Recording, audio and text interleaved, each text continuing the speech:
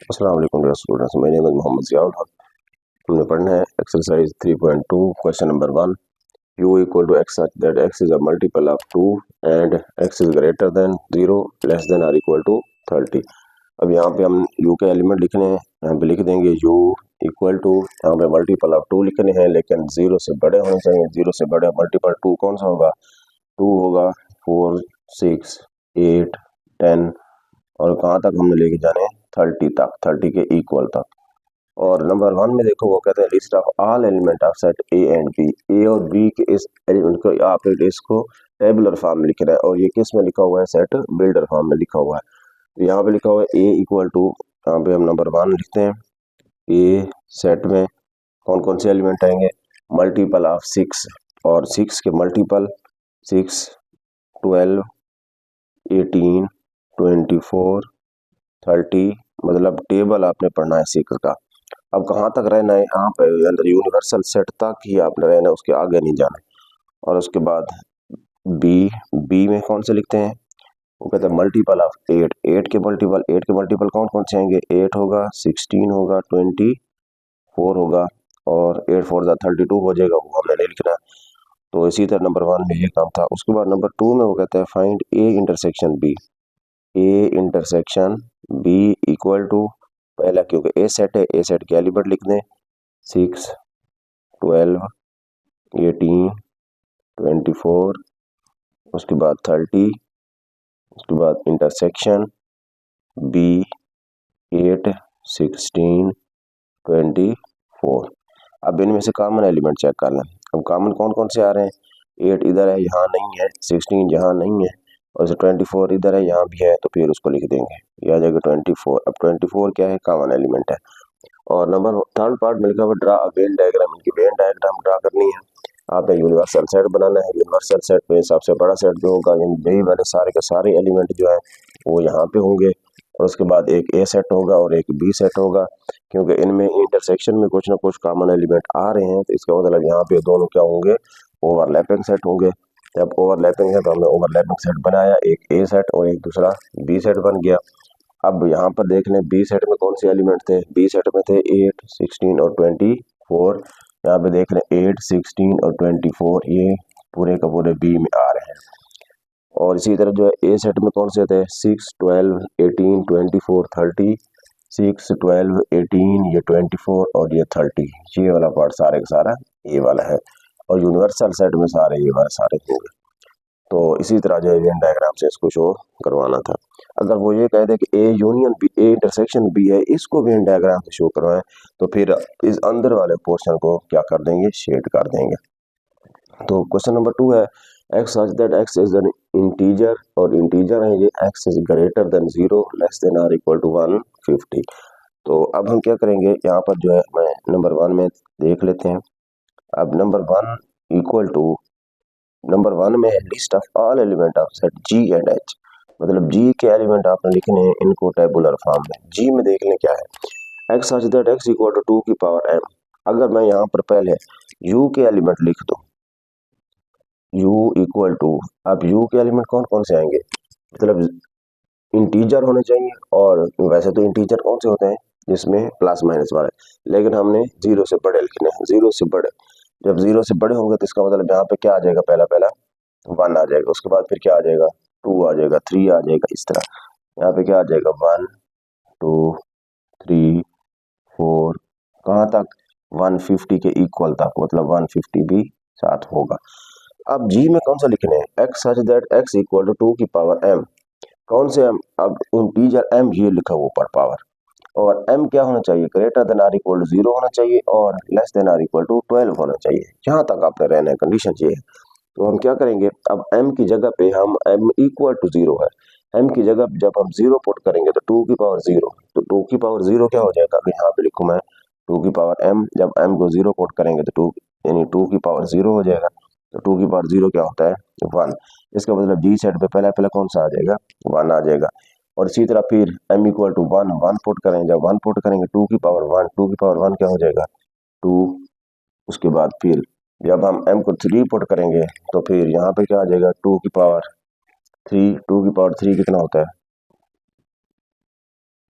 और यहाँ पे 2 की पावर 2 भी तो पुट करना है। 2 की पावर 2 जब पुट करेंगे तो वो कितना हो जाएगा 4, फिर 2 की पावर 3 2 3 8, फिर 2 की पावर 4 4 पुट करेंगे तो वो कितना हो जाएगा 16, उसके बाद आ जाएगा 32 64 128। अब इसी तरह जब फिर 2 की पावर लेंगे तो वो बन जाएगा 256, लेकिन हमने रहना कहाँ तक था 150 तक ही रहना था, तो फिर यहाँ पर जो है हम इसको स्टॉप कर देंगे। ये आ गया जी। तो इसी तरह अब आगे एच में देखें, एच में वो कौन सा लिखता है एच इक्वल टू, एच में वो कहता है x such that x is a square, वो होने चाहिए जो परफेक्ट स्क्वायर हो, कंप्लीट स्क्वायर हो। जैसे यहाँ पर जो है हम क्या लिखते हैं, अगर 1 लिखें तो 1 का स्क्वायर क्या होगा वही 1 ही होता है। उसके बाद 2 का स्क्वायर क्या होता है 4, उसके बाद क्या होगा 3 का स्क्वायर 9, उसके बाद 4 का स्क्वायर 16, फिर 25, फिर 36 और फिर 49, 7 का 8 का 64, फिर और 9 का 81, 100, 121 और इसी तरह ये बन गया 11 का स्क्वायर। अगर 12 का स्क्वायर लिखें तो वो कितना हो जाएगा 144। अब उसके आगे नहीं जाना क्योंकि वो हो जाएगा 169, तो अब वहाँ पे जो है फिर क्योंकि हमने 150 से इक्वल या 150 से छोटे जो है हमें यहाँ पे लिखने हैं। ये था जी और एच के एलिमेंट, यहाँ पे हमने इसको लिखने थे।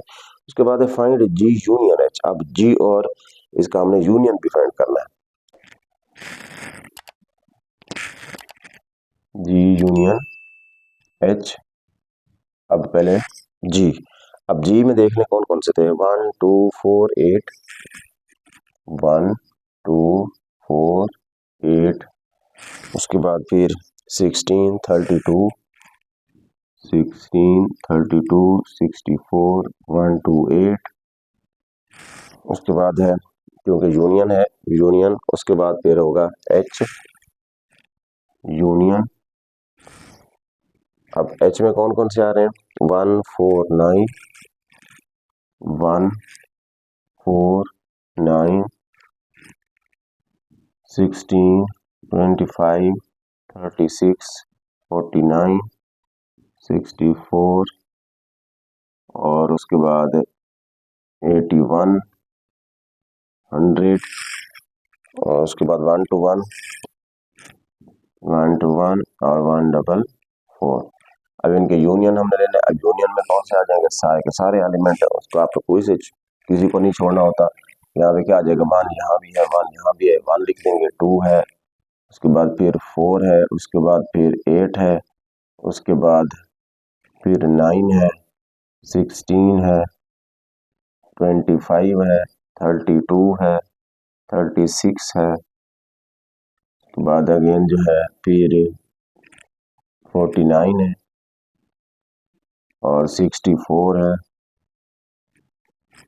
उसके बाद है 81 100 1 to 1 1 to 8 और 144। ये आगे जो है तो इसी तरह जो है वो कहते हैं इसका इंटरसेक्शन भी फाइंड करो।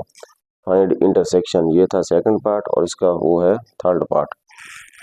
ये था सेकंड और ये है थर्ड वन। अब थर्ड में क्या कहते हैं जी इंटरसेक्शन एच। अब इनमें कॉमन एलिमेंट चेक कर लें। पहले आपने सारे के सारे जी वाले और एच वाले लिख लेने, उसके बाद इंटरसेक्शन लगा के उसके बाद फिर एच वाले लिख देने, उसके बाद इन दोनों में से आपने कॉमन चेक कर लेने कौन कौन से आ रहे हैं। तो यहाँ पे मैं जो है डायरेक्ट इनका कॉमन देख लेता हूँ क्या है। यहाँ 1 है, यहाँ भी 1 है तो 1 लिख देंगे और उसके बाद फिर 2 है 4 है 4 यहाँ भी है 4 यहाँ भी है 4 और उसके बाद जो है फिर 16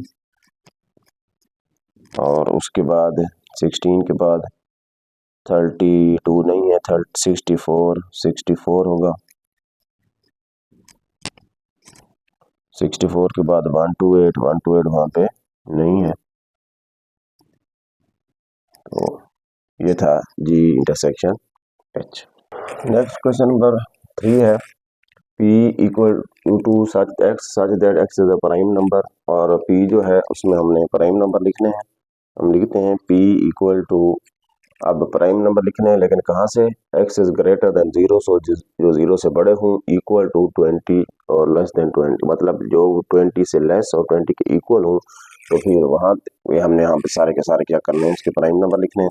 अब प्राइम नंबर जब लिखेंगे तो यहाँ पे पहला जो फर्स्ट प्राइम नंबर होता है वो कौन सा होता है, यहाँ पर आ जाएगा 2 आ जाएगा।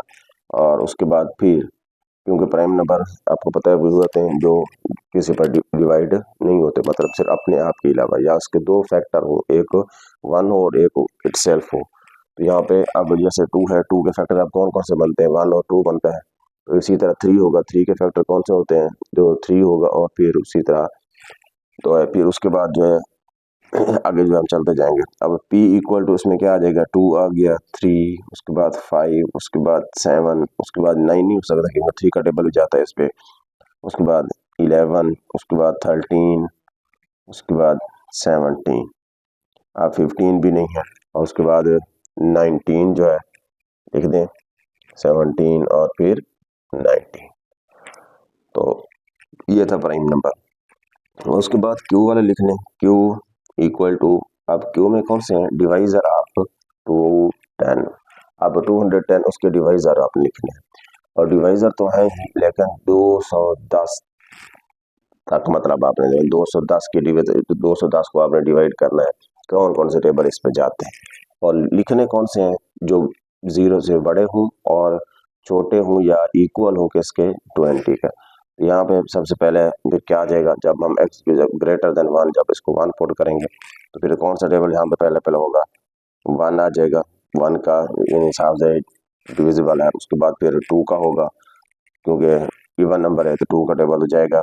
उसके बाद जो है फिर 2 + 1 3, 3 + 0 3, 3 पे अब 3 का टेबल जाता है, इसका मतलब 2 10 पे भी 3 का टेबल जाएगा, और फिर इसी तरह जो है 4 का टेबल यहाँ पे नहीं जाता। उसके बाद फिर 5 का होगा, और उसके बाद 6 का टेबल जाएगा, क्योंकि 6 3 18 हो जाएगा, यहाँ पे 3 बचेगा, 30 हो जाएगा, 6 5 30, तो यहाँ पे आ जाएगा 6 का। उसके बाद फिर 7 का टेबल जाएगा, उसके बाद फिर 10 का होगा, और उसके बाद फिर हम जो है चेक कर लेंगे 14 का होगा, और फिर 15 का टेबल जाएगा।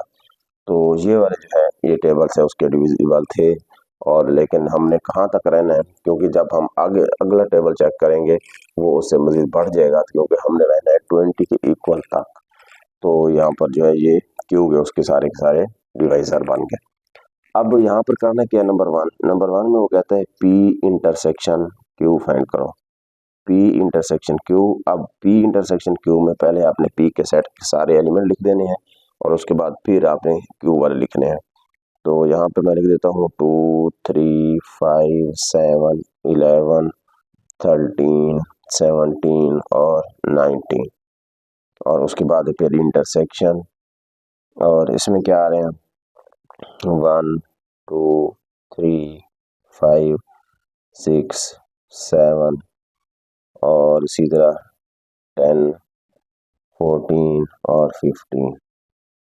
अब जब इसका इंटरसेक्शन लेंगे तो इंटरसेक्शन में होता है कॉमन एलिमेंट, तो कॉमन एलिमेंट चेक कर लें, यहाँ 2 है, यहाँ भी 2 है, 2 आ जाएगा, 3 आ जाएगा, 5 आ जाएगा, 7 आ जाएगा, उसके बाद 10 नहीं आता, 11 भी नहीं आ रहा। अच्छा, उसके बाद जो है फिर 14 15 और कोई नहीं। तो ये थे उसके इंटरसेक्शन कॉमन एलिमेंट थे। और नंबर 2 में वो कहता है कि P यूनियन Q फाइंड करो, इन सारे के सारे यूनियन में सारे के सारे एलिमेंट लिखने होते हैं। यहाँ पे पहले P वाले सारे लिख लो, 2 3 5 7 और 11 13 17 19, उसके बाद यूनियन। अब यूनियन में फिर आगे Q है, Q के सारे एलिमेंट लिख दो, 1 2 3 5 6 7 10 14 15। अब यूनियन में हमें कोई छोड़ने नहीं है, सारे के सारे लिखने हैं। अब सारे के सारे इसमें कौन से आएंगे, यहाँ पे पहला क्या क्या होगा, 1 होगा, फिर 2 होगा, फिर 3 है, फिर 5 है, 6 भी है, 7 है, और 10 है, 11 है, 13 है, 14 है, 15 भी है, 17 है और 19 है। तो ये था पी यूनियन